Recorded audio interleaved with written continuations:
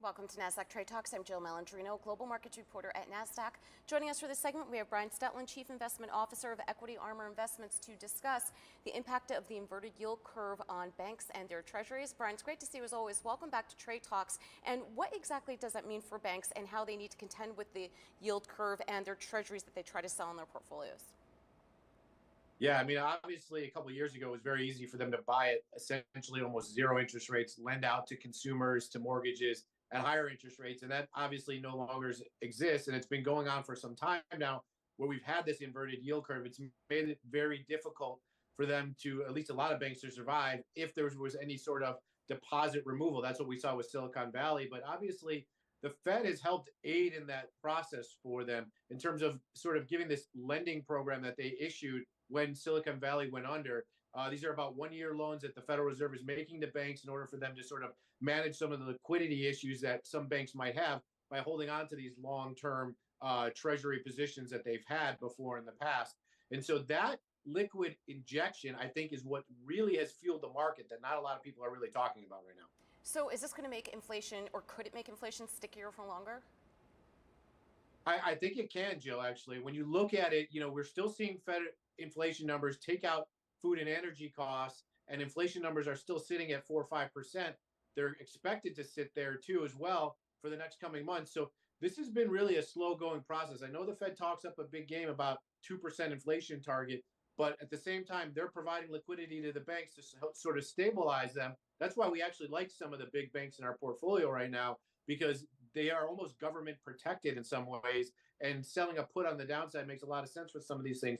But that liquidity injection has fueled fire into the growth names, and I think that's why the Nasdaq has had such a tremendous year right now.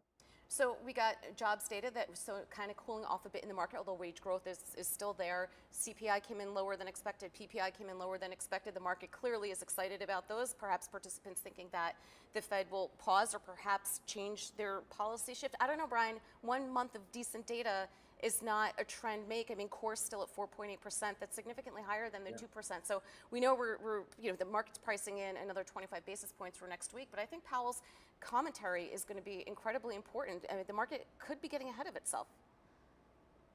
Well, it might, but maybe the market just needs to live with slightly higher inflation above that 2% target rate. And that's what we'll have to live with, because when you look at the weakness in the US dollar, when you look at the fact that the 10-year note went above 4% just recently and then just instantly pulled back on some of this data that came back out, to me says that it's difficult. People, the believers out there, that interest rates are going to go significantly higher, and the actual institutional money being put in place is just not there right now. And the Federal Reserve just really hasn't done enough to get inflation to that 2% target. So we might just have to live with higher inflation.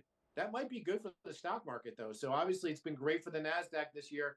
It may start to play catch up in other areas of the market. We're starting to see that in consumer discretionary stocks, the automotive industry, high flyers like Carvana flying off the hook with tremendous short squeeze to the upside I just talked about recently. So, that might be good for the stock market. Yeah, well, I mean, if the data were to continue to come in, and then you have to think about it, okay, is the economy cooling off too much? What does this mean in terms of labor and demand? I mean, it's kind of a double-edged sword that the Fed has to balance here. They do have to balance that double-edged sword, Jill. But, look, they may have a difficult time sticking the landing in terms of getting inflation under control. I don't know if they're having a difficult time sticking the landing in terms of the economy going under and tanking. I don't expect that to happen, at least not this year, recessionary concerns from a lot of the data that we're seeing. Maybe next year, if rates just have to keep moving significantly higher from here. But 50 basis points, it seems like the market likes that right now. So until we see further rate hikes, further inflation pictures, we're just going to have to live with inflation targets above 2%. Forget about what the Fed is saying right now. All right, Brian, appreciate the insight as always. Thanks for joining us on Trade Talks. I'm Jill Malandrino, global markets reporter at Nasdaq.